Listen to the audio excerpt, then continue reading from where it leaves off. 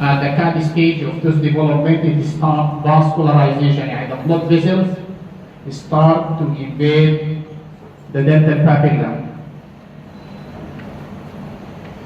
And then self-differentiation starts at the early bell stage. اللي هو ده اسمه cytodifferentiation. Under the induction of the inner dental epithelium, the outer layer of the dental papilla form odontoplast. And the odontoplast they stay inside the pulp. So this is the time of cytodifferentiation. The blood development is 2 stages, as I said. At the CAD stage, we start with vascularization. And at the early bell stage, at the early bell stage, we start cytodifferentiation. طيب, this is the pulp morphology. The pulp morphology, the coronal pulp, the pulp of the crown is present in the pulp chamber. The pulp chamber, it follows the crown form. يعني شكلها بيكون زي شكل الكراون. If the crown is a crown of premolar, it will be like premolar crown. And if it is a crown of incisor, it will be like the shape of the incisors. And if it is canine, it will be like the shape of the canine. And usually, the pulp project in the surface projections. السيرفيس يعني الزوايد الموجودة on the surface. خاصة functional surface. The functional surface of the anterior teeth is مشنو؟ incisors. ليه سموه incisors؟ for incision اللي هو for قطع. ممكن for incision قطع. And the pulp space, the pulp functional surface, the functional surface of the posterior teeth, we call it occlusal. Why do we call it occlusal? Of contact, and we get in contact during mastication. So it projects in these projections. And projection of the incisal edge is known and the distal pores. The center cone is small. The posterior teeth is projecting the cusp according to the number of the cusp. If there are 2 cusps in the premolars, هيكون عندنا 2 folds. If they are 4, will be 4. And the detection of the pulp form is very important in the clinical practice. Yeah, you have to put in mind there is a pulp form, there is a projection. If the care is in the middle, it reaches the pulp roof at a long time than on the cusp area. If the caries is here at the cusp area, it reaches the pulp form faster. يعني لو عندنا caries ماشي كده في الاريا دي, here it reaches the pulp later, but here it reaches quickly. Also during cavity preparation, when you are doing cavity preparation, when you go to the sides, it will be more painful. And when you are working in the middle, it will be less pain. لأنك أنت شغال هنا البلب بعيد.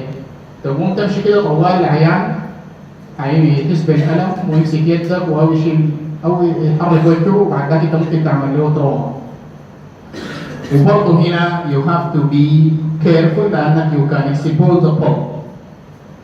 And the exposure of the pulp will mean damage of the tooth. But this is why we need to know that there are pulp holes. Then we go in the chamber, and at the floor of the chamber, and here usually it is at the level of the cervical line.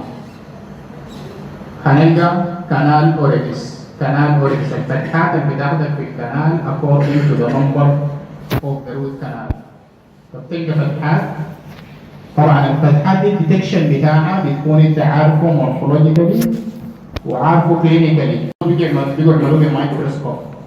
الميكروسكوب هيكبر لك السن يخليها قدر راسك. وانت بالعين كده هتشوف الكنال اوريدي واضحه وتدخل فيها and then you clean the canal and you do your treatment. حتى even if there is any accessory canal you can see. حتى الكنال جوا انت تكون شفتها لانه is magnifying it too big. This is the canal orifice, and then you go inside the canal. The canal also it follows the root shape, and it ends at apical foramen normally. But sometimes we may have canals by the size اللي هي نسميها accessory canals أو lateral canals. ممكن تكون عندها فتحة on the surface برضه نسميه accessory foramen. الكنال مرات تكون branching at the apex.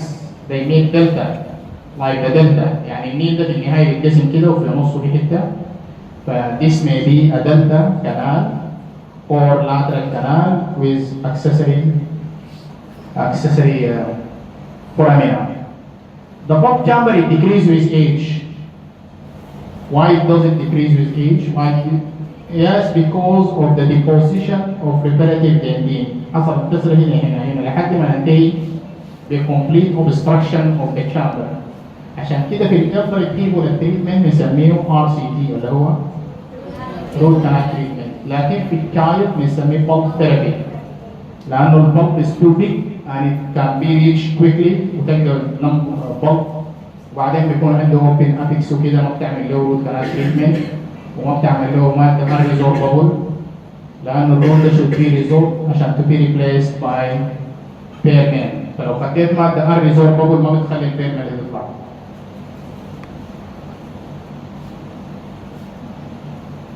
طيب this is the general description of the pulp.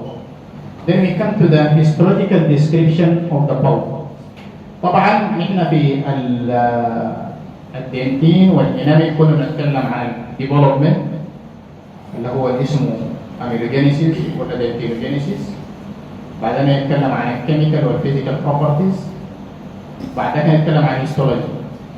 بس احنا اتكلمنا عن development of the pulp والمورفولوجي اوف ذا pulp يعني شكله موجود وين وكده. ما عندنا hard tissue soft tissue يعني كله soft tissue. So we look to it under the microscope. هنلقاه أول شيء classified histologically as specialized loose connective tissue. Specialized loose connective tissue. طبعا التيشوز either connective or epithelial مش كده؟ الابيثيليال تيشو هو predominantly cellular tissue يعني تيشو مكون من cells. والكونكتيف تيشو is predominantly intercellular substance يعني حاجات بين السيلز fibers or mucopolysaccharides or others اللي هو blood and lymph. لكن الابيثيليال ما فيه blood ولا فيه lymph. It takes its blood from the connective tissue. specialized as loose connective tissue معناها فيه cells وفيه intercellular substance وفيه blood vessels وفيه nerve وفيه ground substance embedded فيها كل الكلام ده. طيب cells in there are group of cells. في group اسمه synthetic cells. Synthetic cells يعني cells that form tissues. synthesis. أو يسموه formative cells بين قوسين كده لكم formative. It means ده معنى synthetic cells. Formative cells. These are the odontoblasts on the surface of on the outer layer of the pulp. They form dentin, and the odontoblasts are columnar cells with processes inside the dentin. يعني بتكون cell كده وعندها process زي ما شفنا هنا.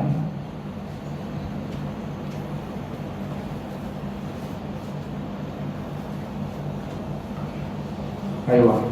هي odontoblasts on the surface of the pulp and the distension inside the dentin. والdentin that surrounding we call it dentinal tubule. لو اتعدت الدنتين دخلت في الانامل نسميها انامل سبندل.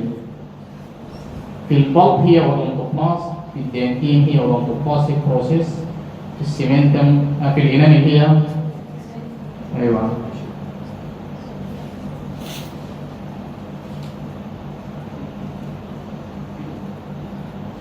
طيب odontoblasts اللي هم قلنا columnar cells on the surface on the outer layer of the bulb. They have extension in the dentin. Under the odontoblasts there is a sub-odontoblastic cell-free zone layer. Cell-free zone ما فيها أي cells. وبريز odontoblasts عشان كده سميناها sub-odontoblastic عشان تشمل الاثنين دول بنسميها سب اودونتوبلاستيك سيل فري زون.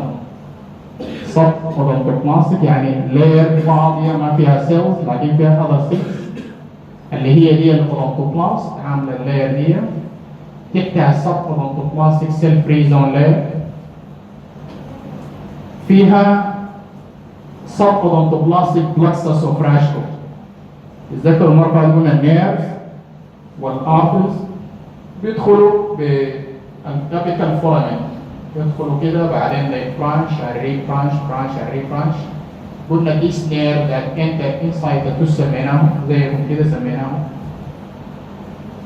dental nerve. وانتوا اسمكم شنو؟ dental student. أي واحد بيدخل الأسنان بيسموه dental. إذا student بيسموه dental student. وإذا نير بيسموه، وإذا عيان dental patient. طيب this is a nerve that enters the tooth. We call it dental nerve.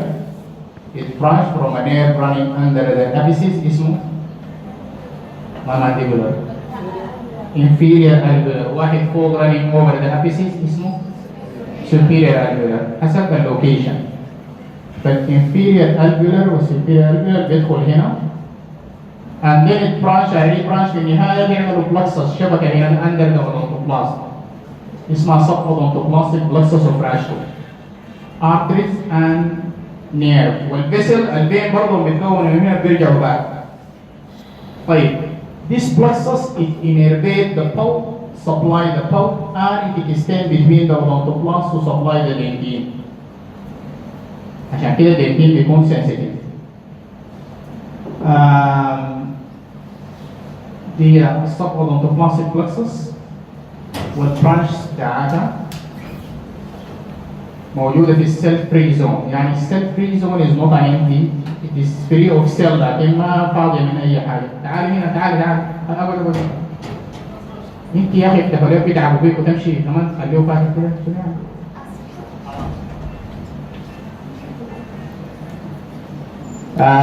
طيب this is the subodontoplastic plexus.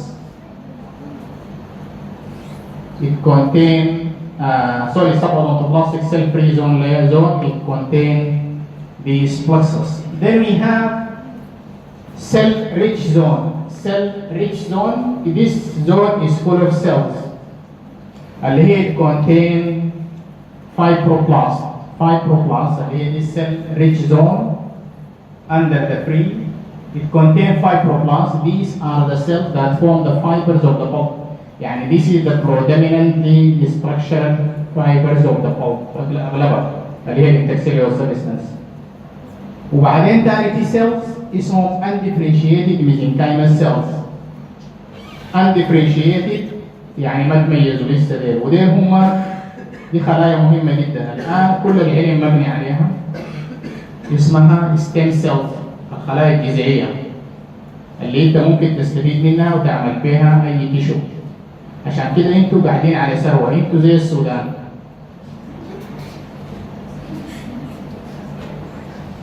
ليه السودان بالضبط كده يعني؟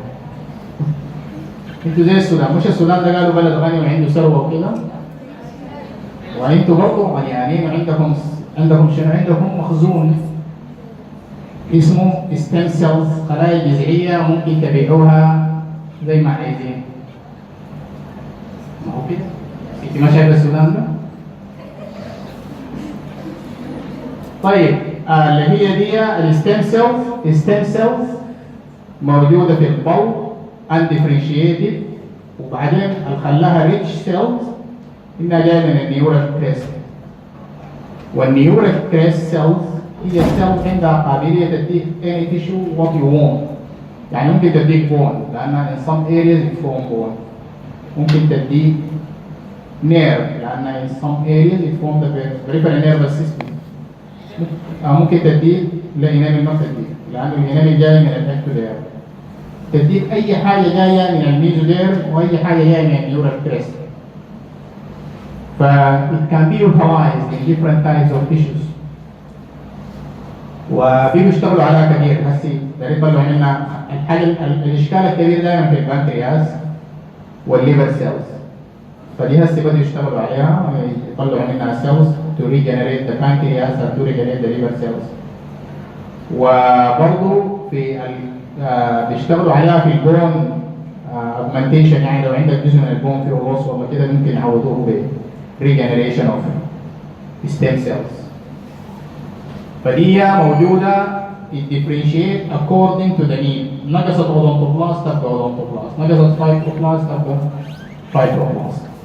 فthese are the synthetic cells. في جروب تاني اسمهم defense cells. defense cells في جروب تاني اسمهم defense cells اللي هي خلايا المناعة. بتتكون at the time of inflammation. يعني لو في تروما قربت للقلب يقوم يتكون خلايا دفاعية. بيتكون من البلد والليمف vessels الموجودة within the pulp. And then it disappear after this. أرجع الأخيرة.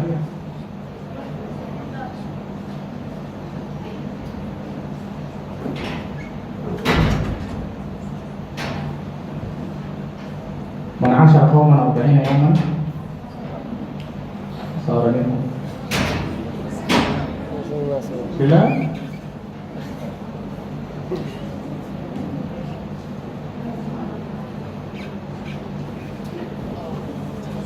طبعا نحن عندنا الزوج وكده والحاجات دي تعتبر فلسفه، مش كده؟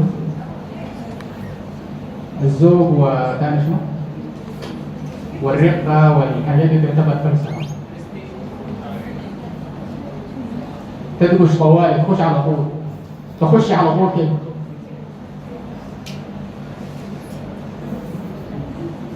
يعني لو قاعد تقول لو سمحت وشكرا جزيلا ويا عيني ورحنا قلت لك لازم متفلسف، مش كده؟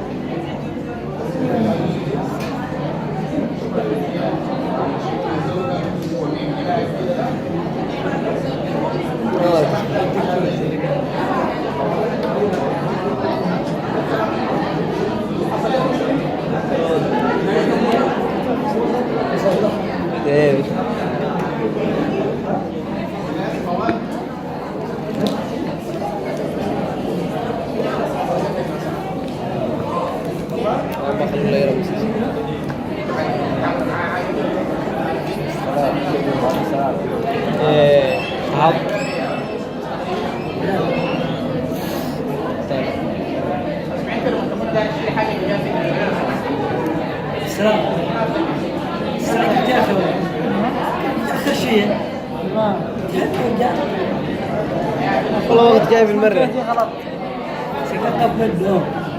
انا مو غامض انت. لو جاري قول بلسن. قول بلسن وخلاص. خلي باقي من النوم. باقي من النوم. يسجل. حرام عليك. ما دام من النوم جالس يتهجد. ايوه هو ذا انا قلت له جالس يتهجد صح. جواز عشان دخلت الجامعة. قلت له اللي مش داري يقول بالسن. أصحاب الحاجة أنا عيني ما يعدل بينك. أوه يوم خلاص والله إنه صراحة ورجعت بصيت بالرزق الحليوة. أنا ما أدري هي طبعا صح.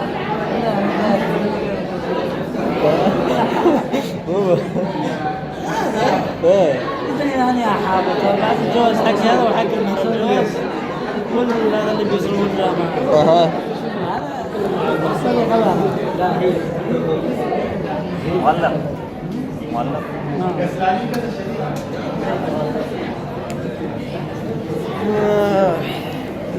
طيب inferior alveolar nerve. Inferior alveolar nerve.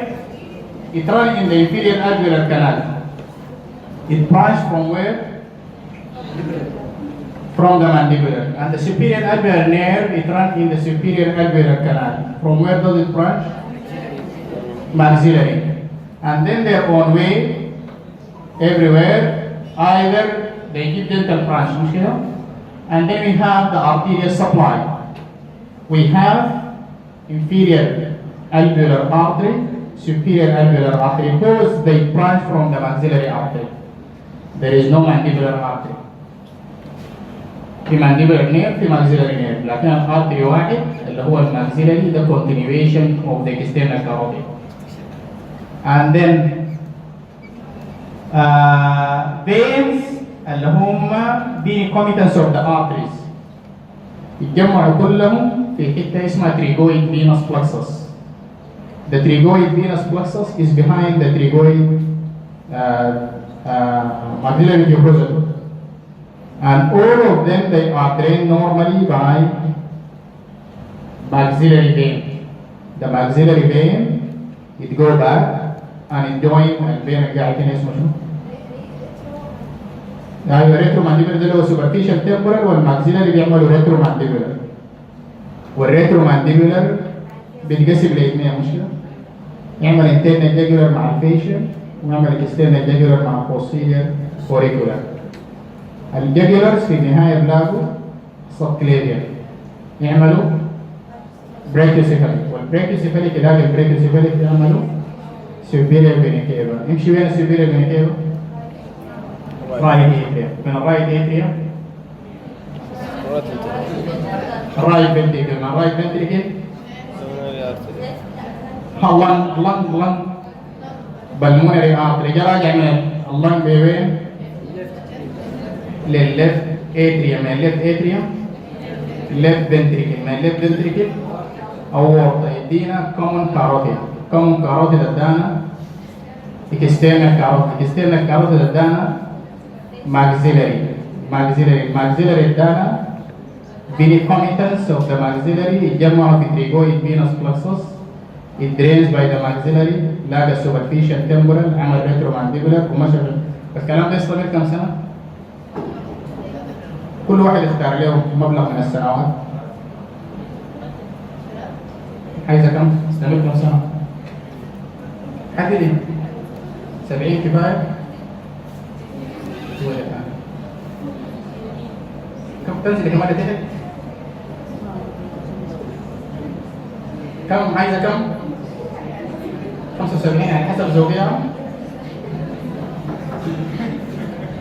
طيب this is the blood supply. And venous drainage it follow the arteries. It drain into the veins.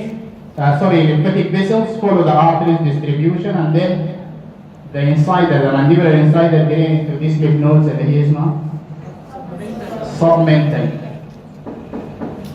وهنا برضه هنا in the submandibular اللي هو the rest of the oral cavity. كل التيس الباقية drain into this submandibular.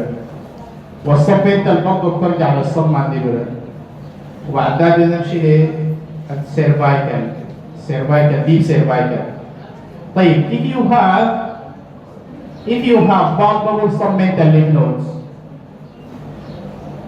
and there is no palpation يعني ما في lymph node، يعني مش زي الضغط يقول يحس بحبيبات كده أو هنا يعني you palpate this you find it palpable يعني بتلمس. هسه نورمال ما بتتلمس لو ما عندك انفكشن. لو في انفكشن هتحس انك بتلمسها او تمسك حاجه كده او تلمسها هنا، دي اسمها palpable lymph node. طيب if you have palpable submental lymph node and no palpable submandibular or cervical, where you are expecting the infection? The incisors. If you find a palpable submandibular lymph node and no palpable submental, all these except and so on. يعني برضك تعرف الليمفاتيك درينج to where it goes عشان to diagnose. لو جاك عيان قال لك انا بحس بحاجه كده معناته مش هتفتش في المكان كده. لو جاك هنا ف somewhere you know where was the infection and مرات ما تكون في حاجه شايفها انت لكن تكون هيدن. فالليمفاتيك درينج بيعمل لك جايدنس يوديك للمكان.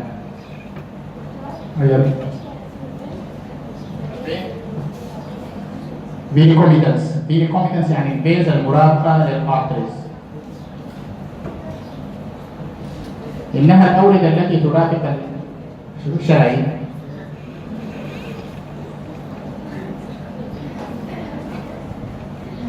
طيب bulb aging يعني البulb with age. طيب يعني اليانج bulb والاولد bulb. نمسك واحدة البulb space which of them is wider؟ young wider or narrower. sorry yes كتبتم؟ احنا دايرين نعمل مقارنة بين البulb age young bulb و old bulb. young old نعمل columns. قلنا old bulb or young bulb wide bulb space wider space narrow space. طيب nerves more nerve in the young less nerve in بعدين vessels more in the young less بعدين cells أيوة more active cells in the young less in the old. بعدين نجي للcalcification more yes less in the young more in old. yes. طيب بعد كده نجي للcalcification براها calcification براها موضوع. Calcification may be due to overdose of vitamin D لأنه يساعد على الكالسيفيكيشن مش كده؟ أو trap root sheath تذكروا قلنا الفاصلة بين الدنتال بابيلا والدنتال sac. sometimes it lies in the pulp. It's trapped inside the pulp. تقوم تبقى pulp stone. إذا two causes either overdose or trap root sheath. The pulp, the effect of the pulp stone, if it is on a vessel, it closes the vessel. يعني it compress then ينجفك بعد كده. And if it is on air, it causes pain. لو بقى ضغط على nerve then you will feel pain without external reason. يعني من برا السنة سليمة وأي حاجة but he is feeling a pain. That means there is something compressing his nerve. There are two problems related to the pulp stone. Pain if it is compressing nerve. طيب types diffuse or localized. يعني ما يكون diffuse منتشر كده أو localized. The localized is called denticle if it look like tooth. Denticle يعني tooth like. Or pulp stone it doesn't look like tooth. اللي هو سموه false denticle وده true denticle. false or true denticles أو راح نسميه denticle وراح نسميه stone. طيب ممكن يكون free in the center of the pulp قاعد في النص كده أو attached to the dentin. free or attached يعني اللوكالايز عنده two classifications اللي هم شنو؟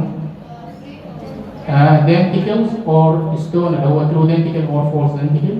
تاني شنو؟ attached or free.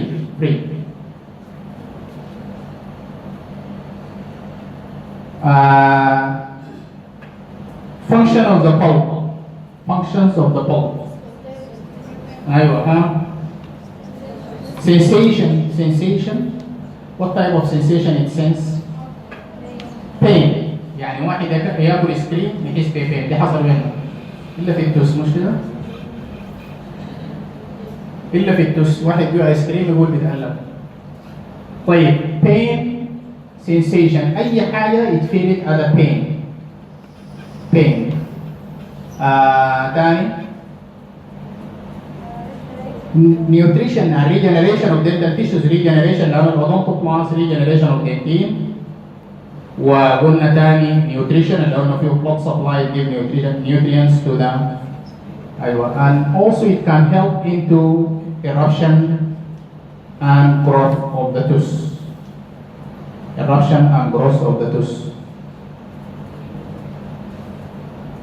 Clinical correlates of the pulp البulb usually can be regenerated by pulp capping. pulp capping يعني تقوم تغطيه في مادة تمنع البروجريس اوف كيريز وبعد شوية يحصل له regeneration. البulp capping فيه نوعين، في دايركت وفي واحد indirect. The direct when there is a trauma and there is no infection under the apex. يعني انت شغال كده وفجأة قمت ضربت البلب ظهرت لك حتة دم صغيرة والتوس سليمة ما فيها مشكلة، ممكن تعمل بلب كابينج اون الحتة اللي فتحتها تغطيها، بعد فترة بيحصل له سكندري دنتين بيقفل اللي هو irregular. مادة هسي بيستعملوا كالسيوم هيدروكسيد، لكن اللي هو أي مادة ممكن تعمل أي حاجة تعمل ستيميولس اللي هو بروناوس ستيميولس، أي بروناوس ستيميولس بيعمل الكلام ده. طيب لكن عادة هسه بينتجوا كالسيوم هيدروكسيد. كالسيوم هيدروكسيد بيعمل.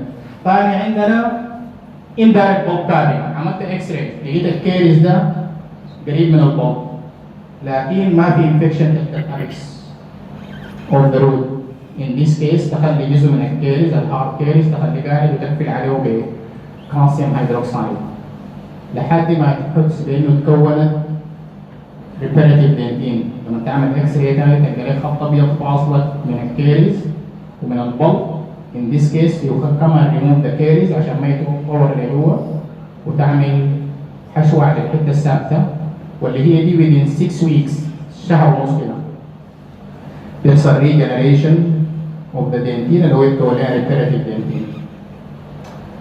أو in case of involvement of the periapical tissue، يعني إحنا عندنا الكيريز دخل بالإناميك، بعد الإناميك دخل الدنتين، بعد الدنتين دخل البلب، بعد كده مشى البلب لحد ما كله يتجمع تحت الأبيكس اللي هو اسمه periapical infection. periapical يعني around the apex. in this case هتيجي تعمل root canal treatment، تفتح وتنظف الكنالز وتنظف الانفكشنز وبعدين يوفيل ذا كانالز تعمل فيها حشوات. ليه؟ عشان الانترستيشال فلويد اللافت ده ما يتجمع جوا، لو يتجمع جوا يتقطع من السيركل الثاني يبدا انفكشن. وفي نفس الوقت عشان السنه بتاعتك ما تكون مجوفه بتتكسر لانها هي سن ديد ما زي السنه الحيه. السنه الحيه عندها الاستيسيتي لانه فيها حياه، ما فيها حياه دي تكون هشه بتتكسر بسرعه كده، فما هي اصلا هشه لما تخليها مجوفه بسرعه دائما. عشان كده after root canal treatment we make crowns عشان الاسنان are very brittle، اي حاجه تيجي عليها ممكن ايوه تكسيرها. ايوه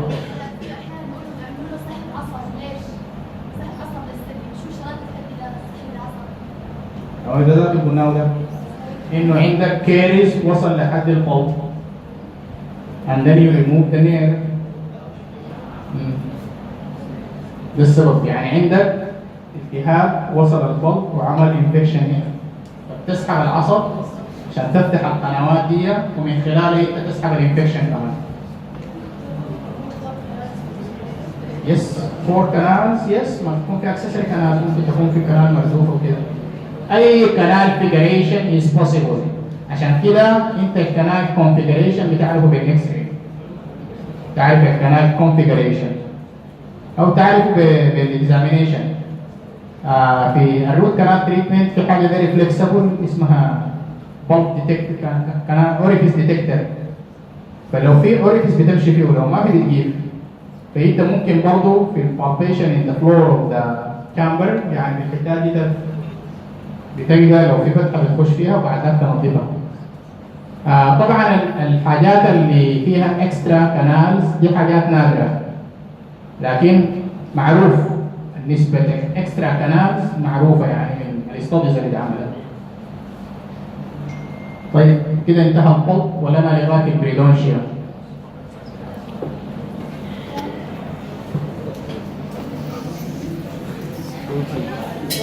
First time.